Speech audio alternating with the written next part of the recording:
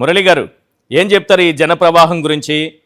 ప్రధానంగా ఆంక్షలున్నాయి, ఇంతమందే రావాలి, అసలు ఎవరో రాకూడదు, ఎవరో పాల్గొనకూడదు, కాన్వాయ్లో ఇన్ని వెహికల్స్ మాత్రమే ఉండాలి, ఎక్కడ జగన్మోహన్ రెడ్డి గారి ర్యాలీలో కానీ లేకపోతే ఆయన పరామర్శకు వెళుతున్న సందర్భంలో కానీ ఎవరైనా కనిపిస్తే కేసులు పెడతామన్నట్టుగా బెదిరింపులు, వీటన్నిటిని దాటుకుని ఇన్ని వేల మంది ఎలా రాగలిగారు?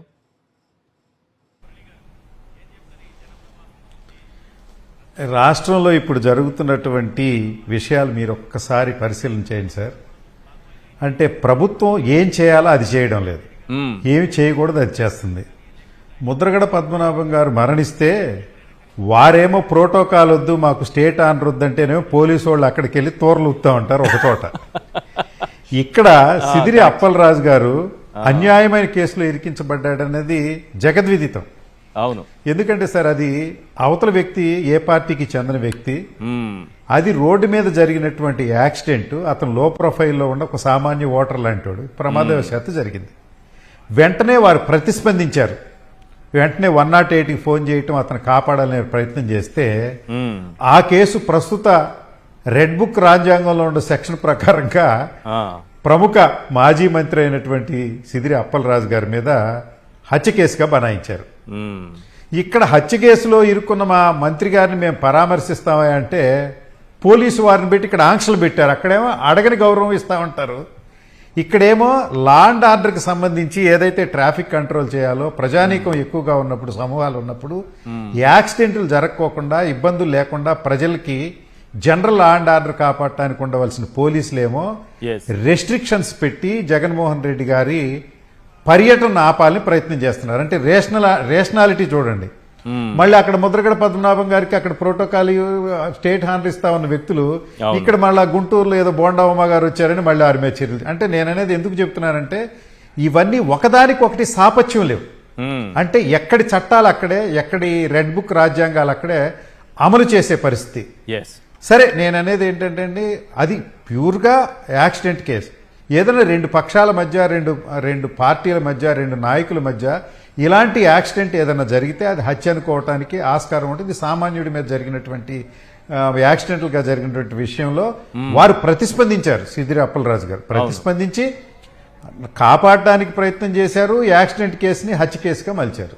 అక్కడికి జగన్మోహన్ రెడ్డి గారు వెళ్ళకూడదంటారు. అంటే వీరి కుట్రలో భాగం తప్ప మరొకటి కాదు. ఈరోజు జగన్మోహన్ రెడ్డి గారిని వారు ఆపాలనుకున్నారు, ఆపితే ఆగిందండి, ప్రవాహంలాగా వెళ్ళిపోతా ఉంది. గతంలో కూడా అనేక సార్లు జరిగాయి. ఇప్పుడు సత్యనపల్లి వెళ్ళేటప్పుడు కూడా ఆపాలని ప్రయత్నం చేశారు. అక్కడ ఒకడు సామాన్యుడు మద్యం ఎక్కువైపోయి వేరే ఏదో కారు కింద పెడితే అది జగన్మోహన్ రెడ్డి గారి కారు కిందే పడిందన్నారు. ఒక యాగి చేశారు, తర్వాత తేటతెల్లం అయిపోయింది. సో వీరేంటంటే ఈ యాక్సిడెంటల్ని హత్యలుగా చిత్రీకరించాలనేది వీరి ఫెనామినా. ఎందుకంటే నేను ఒక్క విషయం చెప్పాలనుకుంటున్నానండి, గొడ్డలి పార్టీ అని మీరు అంటున్నారు.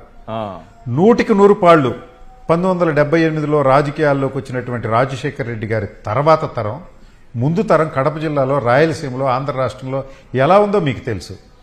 అంటే జగన్మోహన్ రెడ్డి గారు తాతగారు అంటే రాజశేఖర రెడ్డి గారి తండ్రి మీద హత్య జరిగితే కూడా వారికి క్షమాభిక్ష పెట్టారు. ఆ ముద్దాయిలు మీరు తెలుగుదేశం ఆఫీసులో దాచిపెట్టారు, అయినా కూడా ప్రత్యారోపణలు లేవు.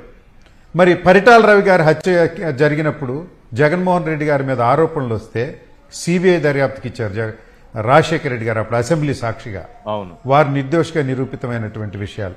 అంటే ఎప్పుడన్నా అనుమానాస్పదంగా ఉన్నప్పుడు, హత్య అనుకున్నప్పుడు ఏదన్నా పెట్టి దాని మీద ఆరోపణలు వచ్చినప్పుడు ఎంక్వైరీలు చేసి, లేకపోతే కమిషన్లు వేసి, సిబిఐ దర్యాప్తులు చేసి తేటతెల్లం చేసింది రాజశేఖర రెడ్డి గారు చేస్తే, ఈ రోజు ఏదో జరిగిపోతుంటే యాక్సిడెంట్లన్నీ తీసుకొచ్చి వైఎస్ఆర్సీపీ నాయకుల మీద పెట్టి వాళ్ళ అణచాలనే ప్రయత్నం తప్ప మరొకటి కాదు. మీరు అనుకున్నట్టు ఇలా వందల ఉదాహరణలు చెప్పొచ్చు.